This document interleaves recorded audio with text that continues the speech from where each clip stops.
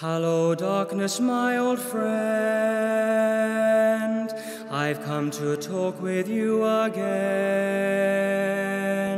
because a vision softly creeping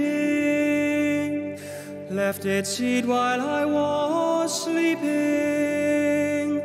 and the vision that was planted in my brain still remains